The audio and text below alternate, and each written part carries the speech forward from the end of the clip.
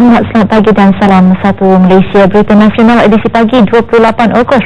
Kami akan mengenai Agrobazar akan menjadi platform tetap bagi promosi pengeluaran produk berasaskan hasil tani dari Malaysia di luar negara. Perdana Menteri Datuk Seri Najib Tun Razak berkata ini sekaligus mempromosikan secara terus produk dari ladang ke peringkat global. Datuk Seri Najib berucap meresmikan Agrobazar Malaysia di Studio Gate Singapura bersama-sama rakan sejawatannya Lee Hsien Loong. Agrobazar ini merupakan Agrobazar Malaysia yang pertama di luar negara. Ia menyediakan ruang untuk jualan produk makanan halal, buah-buahan tempatan serta beberapa produk Nusantara. Singaporeans and Malaysians, we may differ in terminology, but we taste with one tongue.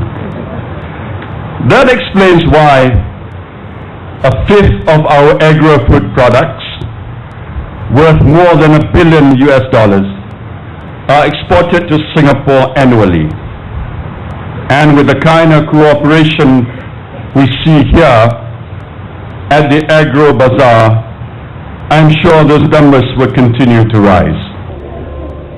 Tambah Datuk Seri Najib, industri makanan global kini mengalami perubahan besar serta menyaksikan internet sebagai medium yang merapatkan jurang dalam jualan dan promosi makanan selain kebudayaan.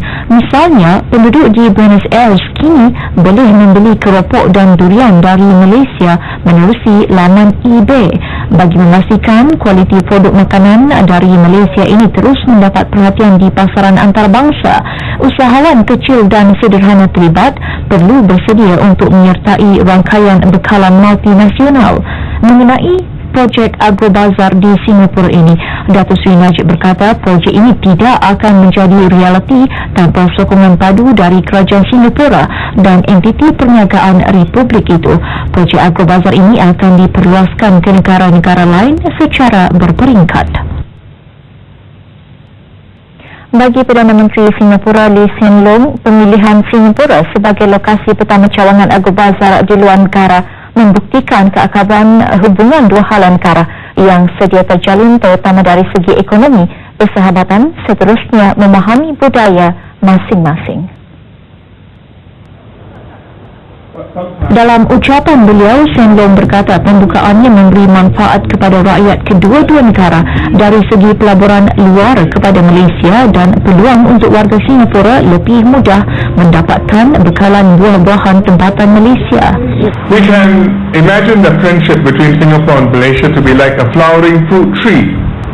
We have to continue to nurture it, to tend it, and if we do so, along the way, success will blossom and blossom again. And sometimes we will be able to enjoy low-hanging fruit or even wait for the durians to fall. But sometimes we'll have to work harder to climb the tree and pluck the coconuts from the top.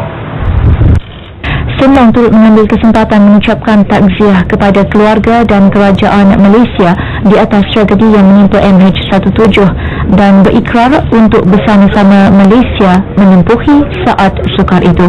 Hadir bersama pada majlis ini isteri kedua-dua pemimpin Datin Sri Rosnah Mansor, Ho Ching dan menteri-menteri kabinet kedua-dua negara.